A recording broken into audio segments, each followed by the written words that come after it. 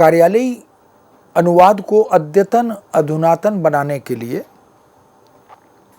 हम विश्व के देशों में, उन देशों की भाषाओं में शासन प्रशासन के कार्य निष्पादन के लिए जिस आधुनिक प्रक्रिया और पद्धति को अपनाया जा रहा है, जिसे कंप्यूटर को हमने शासन प्रशासन की भाषा के साथ जोड़ा, कार्यालयी कार्य निष्पादन के एक सशक्त उपकरण के रूप में, एक साधन के रूप में स्वीकार कर लिया, उसका हिस्सा बना दिया, तो हमने देखा कि वो जो पुरानी और पारंपरिक चीज़ें थी वो अब उतनी प्रासंगिक, उतनी रेलेवेंट नहीं रही। इसलिए हमने टाइपराइटर को, चाहे वो व्यक्तिगत रूप से जिस पर काम किया जाता था, व्यक्ति जिस पर काम करता था, या इलेक्ट्रॉनिक टाइपराइटर था, अब धीरे धीरे उनका स्थान कंप्यूटर ने ले लिया। फिर कंप्यूटर को भाषा से जोड़ा, हिंदी भाषा हो, संस्कृत भाषा हो, या भारत की अन्य अनेक भाषाएं, उन सभी को हमने कंप्यूटर के लिए अनुकूल बनाया। और फिर अब हम कंप्यूटर पर सीधे प्रशासनिक कार्यों का निष्पादन करते हैं। पत्र लिखना हो तो कंप्यूटर पर बैठकर लिख लें, टिप्पणी लिखनी हो तो कंप्यूटर पर बैठकर लिख लें। तो उससे निश्चित रूप से वह जो एक अतिरिक्त दबाव होता था काम का, वो थोड़ा कम हुआ, गति भी प्राप्त हुई और सौंदर्य भी पैदा हुआ। तो आधुनिक विश्व निर्माण में, यानी जब हम एक नए वैश्विक निर्माण की परिकल्पना करते हैं और आधुनिक और अद्यतन भारतीय विकास में, इन दोनों में, क्योंकि भारत तो एक विश्व का एक देश है ना, लेकिन पूरे विश्व के कल्याण के निमित्त भारतीय मनीषा, भारतीय मेधा समर्पित रहती है। वो पूरे देश और दुनिया के मनुष्य को एक ही दृष्टि से देखना चाहती है। यदि मानवता के लिए कोई निर्णय अहितकारी है तो फिर भारतीय चिंतन उस अहितकारी निर्णय के विरुद्ध खड़ा होता है और उसे हितकारी बनाने के लिए समर्पित हो जाता है। इसलिए भारतीय विकास में या अंतर्राष्ट्रीय विकास में अनुवाद की आवश्यकता, अपेक्षा अब लगातार बढ़ रही है, उसकी स्वीकृति बढ़ रही है। लोक स्वीकृति, किसी समय में लोक में अनुवाद और अनुवादक को हे दृष्टि से देखते थे, वो पूरे विश्व में, पूरे यूरोप में इस प्रकार की सोच थी। इसलिए अनुवाद को translation is a sin, translator is a traitor, ऐसी न जाने कितनी उक्तियों से अनुवाद और अनुवादक के प्रति एक हीन भावना से युक्त दृष्टि का प्रचार प्रसार होता था। लेकिन आज ऐसा नहीं है। आज तो अनुवाद और अनुवादक को लोक समर्थन मिल रहा है, लोक स्वीकृति मिल रही है। मूल रचनाकार भी, जो मौलिक सृजन करने वाले, चाहे वो साहित्यकार हों, पत्रकार हों, शिक्षाविद हों, वैज्ञानिक हों, वो अब चाहते हैं कि उनकी उपलब्धियों का विस्तार हो। इसलिए उसे अनुवाद को आत्मविस्तार का एक सशक्त साधन यह भी मानते हैं। तो हर व्यक्ति चाहता है कि मेरे श्रम और साधना से, मेरे तप से, मेरी मेधा और प्रतिभा से जो कुछ भी मैंने कमाया है वो केवल मुझ तक सीमित ना रहे, वो समाज तक, वो राष्ट्र तक और वो पूरे विश्व तक पहुँचे। यदि मेरी उपलब्धि से मानव मात्र का कल्याण होता है, वैश्विक कल्याण होता है, वो केवल अपने को हंसते हुए नहीं देखना चाहता, औरों को हंसते देखो। सबको हंसने हंसाने के लिए वो अपने ज्ञान उपलब्धियों का रचनात्मक उपयोग करना चाहता है। इसीलिए विचार विनिमय के लिए, समाज और संस्कृति को समझने के लिए, यानी जो वैचारिक आदान प्रदान होता है उसके लिए भी, और पूरे समाज और संस्कृति को अगर समझना है तो फिर निश्चित रूप से उसके लिए हमें अनुवाद की आश्रय में जाना पड़ता है। अब हम न केवल भारत, मान लो हम यूरोपियन संस्कृति को समझना चाहते हैं, ब्रिटिशर्स की संस्कृति को समझना चाहते हैं, रूस को, इटली को, जर्मन को, जापान को समझना चाहते हैं, तो हमें वहाँ की भाषा के माध्यम से वहाँ के समाज, वहाँ की संस्कृति का अध्ययन करना होगा। और वह हर व्यक्ति के लिए संभव नहीं है कि वो जापानी भाषा से या जर्मन भाषा से या रूसी भाषा से उसका अध्ययन कर सके। तो उस सब को अनुवाद के माध्यम से, अनुदित रचनाओं के माध्यम से हम अध्ययन करते हैं, वहाँ तक पहुँचते हैं। और अब मशीनों ने इस दिशा में बहुत महत्वपूर्ण भूमिका निभाई है। अब तो स्थिति ये भी है कि आप यदि अंग्रेज़ी से रूसी में अनुवाद करना चाहते हैं तो मशीन आपकी मदद करती है, कंप्यूटर आपकी मदद करता है। ऐसे ही संस्कृत से हिंदी में, हिंदी से अंग्रेज़ी में, अंग्रेज़ी से हिंदी में। लेकिन वो एक अलग प्रश्न है कि वो मशीनी अनुवाद कितना सटीक, कितना सार्थक, कितना कारगर है। अगर हम उसे संशोधित कर लें, परिवर्धित कर लें, तो हम अपना काम उससे चला सकते हैं। अनुवाद ने अब व्यवसाय के क्षेत्र में बहुत सहायता की है। और हम जानते हैं कि व्यवसाय को आगे बढ़ाने में, अद्यतन अधुनातन बनाने में उसकी भी एक प्रशासनिक व्यवस्था होती है, कार्यालयी व्यवस्था होती है। हर बिजनेस में, हर व्यवसाय में, वो चाहे उद्योग हो या प्रौद्योगिकी हो, उसके क्रय विक्रय में हमें एक कार्यालय तो स्थापित करना पड़ता है, जो तमाम तरह के पत्र व्यवहार से, तमाम तरह की टिप्पणियों से, तमाम तरह के प्रतिवेदनों से, तमाम तरह के परिपत्रों से ये काम चलाता है। तो कार्यालय सरकारी हो या गैर सरकारी हो, उन सब में और बिजनेस में, व्यवसाय में यदि क्रय विक्रय करना हो, आदान प्रदान करना हो, आयात निर्यात करना हो, तो भाषा के बिना और अनुवाद के बिना हम उस काम को आगे नहीं बढ़ा सकते। बाजार का युग है आज। ऐसा कहा जाता है कि उदारीकरण के बाद विश्व के अनेक देशों से हमारे देश में बहुत से उत्पाद आयात किए जाते हैं, उनका विक्रय किया जाता है बाज़ारों में। दुनिया भर के, चाहे वो इलेक्ट्रॉनिक इंस्ट्रूमेंट हों यानी विद्युतीय उपकरण हों, चाहे वो घरेलू उपयोग की वस्तुएं हों, हम देख सकते हैं उन सब को। और वैसे भी बाज़ार भाषा का कितना रचनात्मक उपयोग करता है, ये हम आज की दुनिया से सीख सकते हैं, समझ सकते हैं। तो बाज़ार और बाज़ारी संस्कृति को प्रोत्साहित करने में भी अनुवाद अत्यंत महत्वपूर्ण भूमिका निभाता है।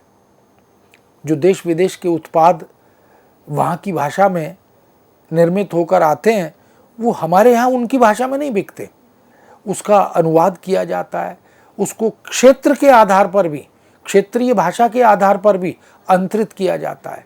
अगर जापान की कोई वस्तु, कोई टेलीविज़न या कोई रेफ्रिजरेटर या कुछ और, मान लीजिए मोबाइल या कंप्यूटर, उसको अगर महाराष्ट्र में बेचना है तो मराठी भाषा उसमें महत्वपूर्ण भूमिका निभाती है। अगर तमिलनाडु में बेचना है तो तमिल भाषा उसमें महत्वपूर्ण भूमिका निभाती है। और ऐसे ही हमारे देश के जो उत्पाद हैं, हमारे देश की जो निर्मितियां हैं, वो अगर विश्व के बाज़ार में हम बेचना चाहते हैं तो अगर वो हिंदी में, अंग्रेज़ी में या भारतीय भाषा में उसके मैनुअल्स हैं, उसकी प्रचार सामग्री है, उसके निर्देशक संकेत हैं, तो उन सब का अनुवाद फिर जिस देश में हमें उस उत्पाद को बेचना है वहाँ की भाषा में किया जाता है। तो आप देखें कि अनुवाद की दुनिया कितनी व्यापक है, कितनी विस्तृत है, क्योंकि इसके बिना हम अपने व्यवसाय को, अपने बाज़ार को आगे नहीं बढ़ा सकते। तकनीक के क्षेत्र में, प्रौद्योगिकी के क्षेत्र में, ज्ञान विज्ञान के क्षेत्र में आज पूरी दुनिया 21 जून को विश्व योग दिवस मनाती है। तो ये योग तो भारतीय ज्ञान परंपरा का एक महत्वपूर्ण, एक सशक्त अनुशासन है। और इससे कितने लोगों को, लाखों करोड़ों लोगों को शारीरिक दृष्टि से, मानसिक दृष्टि से, आत्मिक दृष्टि से लाभ भी हुआ है। और लोगों को ये समझ आने लगा है कि शरीर को यदि हम स्वस्थ नहीं रखेंगे, मस्तिष्क को यदि हम शांत नहीं रखेंगे, तो हमारा जीवन आगे नहीं बढ़ सकता, हम दीर्घायु नहीं हो सकते। इसलिए ज्ञान विज्ञान के तमाम क्षेत्र हैं, उनको भी, चाहे वो पुस्तक लेखन से, पत्रकारिता के माध्यम से, विद्युतीय माध्यमों से, या फिर शिक्षण प्रशिक्षण से जोड़कर, या फिर तमाम तरह के केंद्र, राज्य या दूसरे देशों की व्यवस्था, इनके बीच में किए गए पत्र व्यवहार से, इन सब से हम इन सारी अनुशासनात्मक प्रगति का निर्धारण भी करते हैं। शिक्षा दीक्षा का क्षेत्र हो, प्रशासन के क्षेत्र में मानवीय रिश्तों को विश्व के विभिन्न राष्ट्रों के बीच हम संप्रेषित करना चाहते हैं। उसके लिए जो भगीरथ प्रयत्न हम करते हैं, हमारा देश करता है, दुनिया के अनेक राष्ट्रों के बीच हम मानवता क्या है, मनुष्यता क्या है, शांति क्या है और सौहार्द क्या है, भाईचारा क्या है और समभाव क्या है, समरसता क्या है, इसकी बात हम करते हैं। और इस सब के मूल में भाषा और अनुवाद की भूमिका असंदिग्ध है। इसीलिए अनुवाद के माध्यम से हम भारतीय संस्कृति का, भारतीय ज्ञान और मूल्य परंपरा का अनुवाद करके उसे विश्व के सामने, विश्व के अनेक देशों के सामने ले जाने का प्रयत्न भी करते हैं। भारत देश कई वर्षों तक मुगलों का गुलाम रहा, ये हम जानते हैं, तो इतिहास है, इस इतिहास को हम नकार तो नहीं सकते। मुगलों ने हम पर शासन किया, उस समय देश की राजभाषा फारसी थी। जो शासक यथा राजा तथा प्रजा, जैसी राजा की आज्ञा होती है वैसा प्रजा को मानना होता है ना। इसलिए हम तो बहुत आभारी हैं उन कवियों के, उन लेखकों के, जिन्होंने इस शासकीय फरमान के बाद, इस शासकीय व्यवस्था के बाद भी भारतीय भाषाओं को, हिंदी की बोलियों को जीवित रखा। फारसी भले ही हमारे देश की राजभाषा बन गई थी, बना दी गई थी, उर्दू अरबी उसकी सहायिकाएँ बन गई थीं, किंतु कवियों ने, तुलसीदास ने रामचरितमानस लिखी, या सूरदास ने सूरसागर लिखा, जायसी ने पद्मावत लिखा, तो ऐसी बहुत सारी महाकाव्यात्मक रचनाएं मुक्तक और प्रबंध रूप में लिखी गई। लगभग 1000 वर्ष तक की हिंदी और भारतीय भाषाओं में और हिंदी की बोलियों में जो साहित्य लिखा गया, उसने हमारी भाषाई संस्कृति को और हमारी मूलभूत संस्कृति को जीवित रखने में रचनात्मक भूमिका निभाई। इसका मतलब है कि विपरीत परिस्थितियों के बावजूद हम अपनी भाषाओं को बचा सके, बोलियों को बचा सके। और जब मुगल काबिज थे और धीरे धीरे कमज़ोर हुए तो अंग्रेज़ हम पर काबिज हो गए। अब विडंबना और दुर्भाग्य ये कि देश की राजभाषा अब फारसी से अंग्रेज़ी बन गई, किंतु भारतीय जनमानस की भाषा कभी भी न अंग्रेज़ी रही है और न आज है, क्योंकि हमारे सोचने समझने की भाषा, हमारे हंसने और रोने की भाषा, कोई भारतीय ऐसा नहीं होगा, वो अधिकारी हो कर्मचारी हो, अंग्रेज़ी दां पद्धति से काम करते हुए उसे कितने ही बरस बीत गए हों, कोई भारतीय ऐसा नहीं होगा जो ये कहे कि उसने कभी जीवन में सपना अंग्रेज़ी में देखा हो। हमारे सपनों की भाषा हमारी भाषा है। इसीलिए जब हमने बायलिंगुअलाइज करने की, द्विभाषिकता की वकालत करने की बात की, तो उसका प्रयोजन, उसका उद्देश्य यही था कि हम अनुवाद से अपनी भाषा में समस्त कार्यों का निष्पादन करना सीख लें। धीरे धीरे शब्द संपदा बढ़े, धीरे धीरे वाक्य विन्यास बढ़े, धीरे धीरे प्रयुक्तियाँ तैयार हों, धीरे धीरे पद विभागों के नाम, अनुभागों के नाम, पद नाम ये तैयार हों, और फिर अभ्यास हो, और फिर हम अंग्रेज़ी की बैसाखियाँ जिन पर मजबूरी से, व्यवस्था से बरसों से चलते रहे, उसे छोड़ दें। इसीलिए अनुवाद को एक सशक्त साधन के रूप में प्रशासनिक कार्यों के निष्पादन के लिए स्वीकार किया गया। स्वतंत्रता के बाद भी संवैधानिक प्रावधानों के अंतर्गत द्विभाषिकता पर बल देते हुए भी हम अनुवाद की आवश्यकता और महत्ता को समझ सके। इसलिए अन्य जो अधिकारी हैं, जो जनमानस है, उनके बीच में यदि संवाद स्थापित करना है, क्योंकि अगर अधिकारी अंग्रेज़ी भाषा में लिखता पढ़ता बोलता है, क्योंकि विरासत में, शिक्षा पद्धति में कार्याभ्यास में उसे अंग्रेजी ही मिली। अंग्रेज़ों से जब हमने देश को स्वतंत्र कराया सन 1947 में, तो विरासत में अंग्रेजी की फाइलें मिली, अंग्रेजी की शासकीय प्रशासकीय कार्य पद्धति और उसकी प्रक्रिया मिली। लेकिन जो भारतीय जनमानस है, जिसकी मानसिकता अंग्रेजी की नहीं है, अगर उससे संवाद करना है मौखिक या लिखित रूप में, तो अंग्रेजी के माध्यम से तो नहीं कर सकते। इसीलिए हमने अनुवाद की आवश्यकता को समझा, उसकी महत्ता को रेखांकित किया, और हमने कहा कि जब तक हिंदी में आत्मनिर्भर न हो जाए और कार्य करने की सहजता का बोध ना हो, तब तक हम अंग्रेजी और अंग्रेजी से हिंदी में अनुवाद करके काम को आगे बढ़ाते रहें। ज्ञान विज्ञान के क्षेत्र में, तकनीक के प्रौद्योगिकी के क्षेत्र में, व्यवसाय के बाजार के क्षेत्र में आज निश्चित रूप से हम देख सकते हैं कि अनुवाद ने एक सेतु की भूमिका निभाई है। सेतु आप जानते हैं कि एक पुल के रूप में हम अनुवाद को देखते हैं। और ये जो युग है, ये जो समय है, ये तो मल्टी डायमेंशनल ब्रिज का समय है, यानी बहुदिशागामी और बहुआयामी सेतु निर्माण, इसकी आवश्यकता को समझने का युग है। और हमने देखा महानगरों में, जो मेट्रोपॉलिटन सिटीज़ हैं, उनमें अगर हम देखें तो ऐसे ऐसे पुल हैं जहाँ से 10, 12, 15 सड़कें ऊपर से नीचे, नीचे से ऊपर, एक दिशा से दूसरी में, दूसरी से तीसरी में जा रही हैं, घूम रही हैं। कोई हर्डल, कोई अवरोध, कोई रेड लाइट वहाँ नहीं है। इसका मतलब है निर्बाध आवागमन के मार्ग प्रशस्त करने वाला सेतु। वही स्थिति अनुवाद की भी है। अनुवाद जो विश्व के संवाद की भाषा बना, जो पूरी दुनिया को एक इकाई के रूप में समझने में सहायक बना, उसमें अनुवाद ने सेतु के रूप में एक भूमिका निभाई है।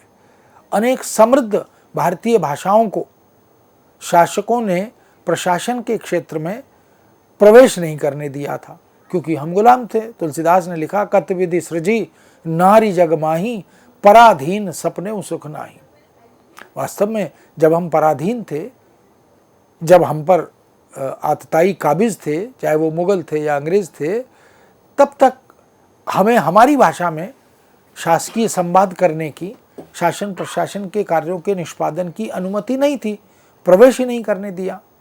इसलिए स्वतंत्र भारत में जब हम आज़ाद हुए 1947 में, और 1949 में जाकर हमने 14 सितंबर सन 1949 को हिंदी दिवस के रूप में, जिसको आज हम आयोजित करते हैं, हिंदी को केंद्र सरकार की संघ की राजभाषा घोषित किया। और ये महसूस किया कि संविधान में इसके प्रावधान भी होने चाहिए।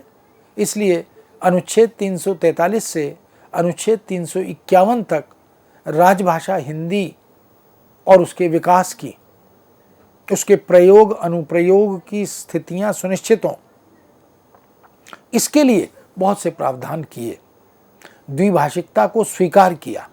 हमें लगा कि जब तक अंग्रेजी की पारंपरिक पद्धति हमारे पास है, हम कार्य की गति को अवरुद्ध ना होने दें, काम चलना चाहिए, देश आगे बढ़ना चाहिए। इसलिए धीरे धीरे हम हिंदी में आत्मनिर्भरता अर्जित करें और समस्त भारत के लोग, सभी राज्यों के नागरिक हिंदी सीखें, हिंदी में काम करने का अभ्यास करें। क्योंकि हम किसी भी देश के किसी भी नागरिक को, किसी भी राज्य में रहने वाले व्यक्ति को हम हिंदी थोपना नहीं चाहते थे, सहज स्वीकृति। क्योंकि हम तो लोकतांत्रिक व्यवस्था है, और लोकतंत्र में हम आग्रह करते हैं, अनुरोध करते हैं, और इसलिए करते हैं क्योंकि यदि हिंदी संघ की या केंद्र की समस्त कार्यों के निष्पादन की, राजकाज की ऑफिशियल लैंग्वेज है, राजभाषा है, तो फिर हम उसे धीरे धीरे स्वीकार करें और हम प्रयत्न करें कि प्रयोग अनुप्रयोग के बाहुल्य से हम उसे विश्व के धरातल पर, विश्व के मंच पर, संयुक्त राष्ट्र संघ में अपने प्रतिनिधि भाषा के रूप में, हमारा प्रतिनिधित्व करने वाली भाषा के रूप में ले जाएं, उसे वहाँ स्थापित करें। ये आग्रह, ये अनुरोध व्यवस्था बार बार करती रही है। इसलिए द्विभाषिकता को हमने स्वीकार किया कि जब तक हिंदी में आत्मनिर्भरता ना हो जाए, ज्ञान पूरी तरह से अर्जित न कर लें और हिंदी प्रयोग अनुप्रयोग का अभ्यास और अनुभव अर्जित न कर लें, तब तक हम अंग्रेज़ी और फिर अंग्रेज़ी से हिंदी में विधिवत किए जाने वाले अनुवाद, इनसे अपने कार्य का निष्पादन करें। सन 1963 में राजभाषा अधिनियम बना और 1967 में इस अधिनियम में संशोधन भी किया गया। राजभाषा के जो प्रावधान थे, समय समय पर उनमें कुछ परिवर्तन हुए, कुछ संशोधन हुए।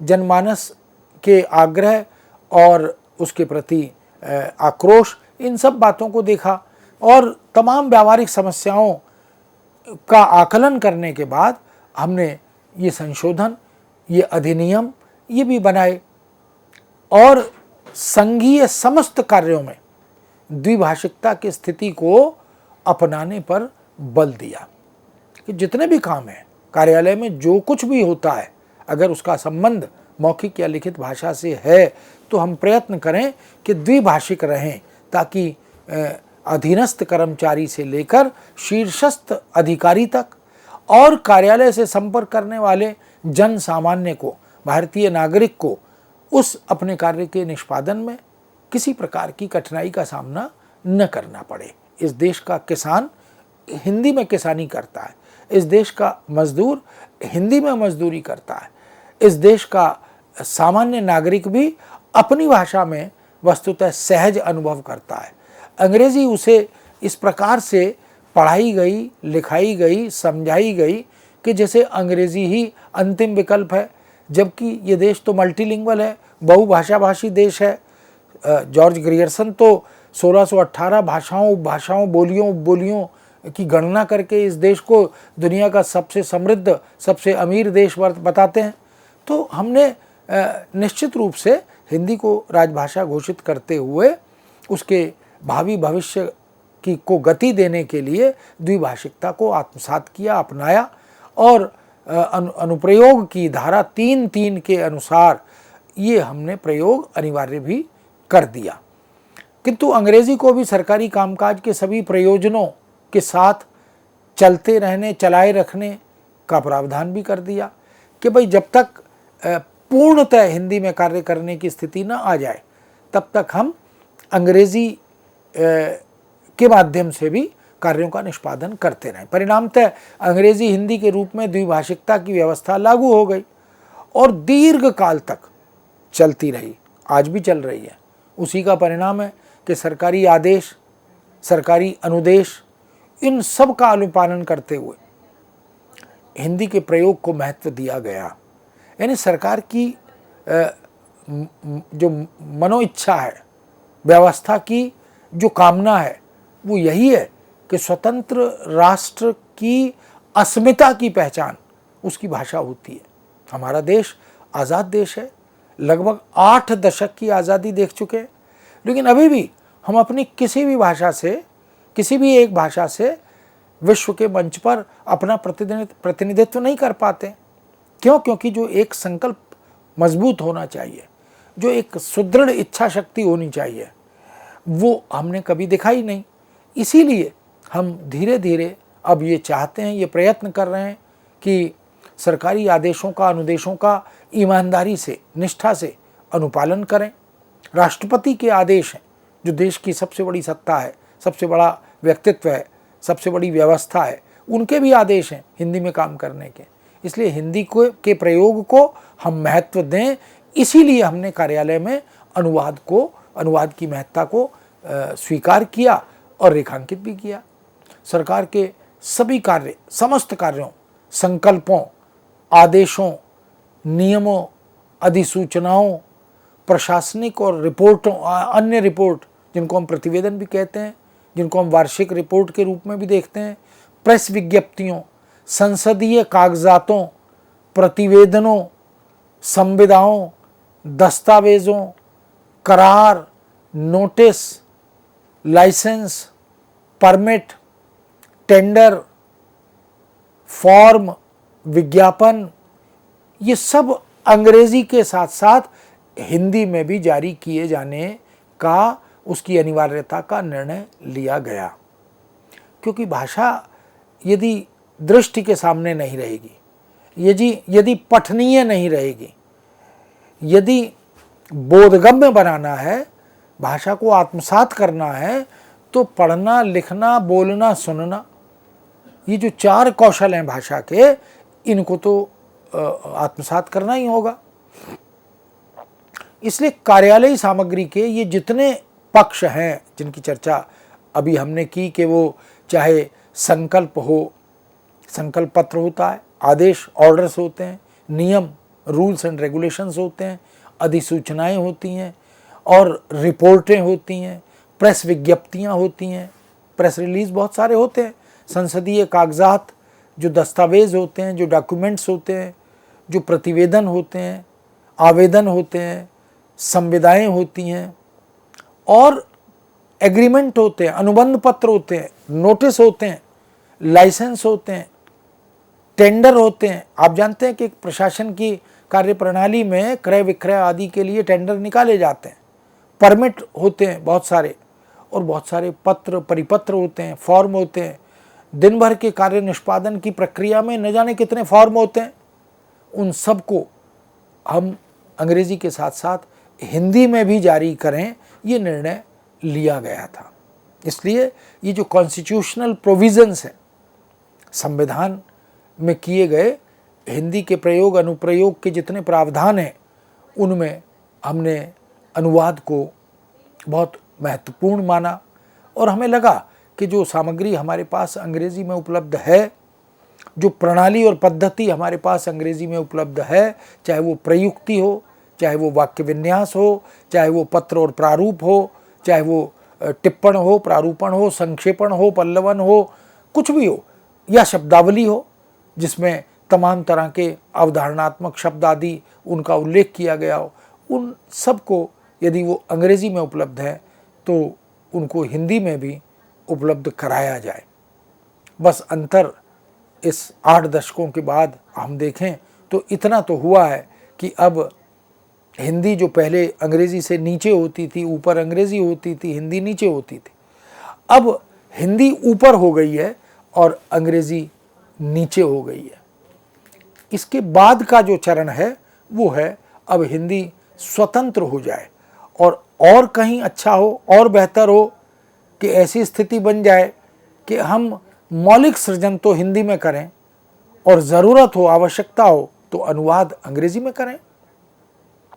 इसलिए अंग्रेजी से हिंदी अनुवाद की जो परंपरा है, जिस पर कोई भी आक्षेप लगा देता है, उंगली उठा देता है, अनुवाद के स्वरूप पर, रूप पर प्रश्न चिन्ह लगा देता है, उसमें दोष देखने लगता है, कम से कम वो स्थिति बदल जाएगी।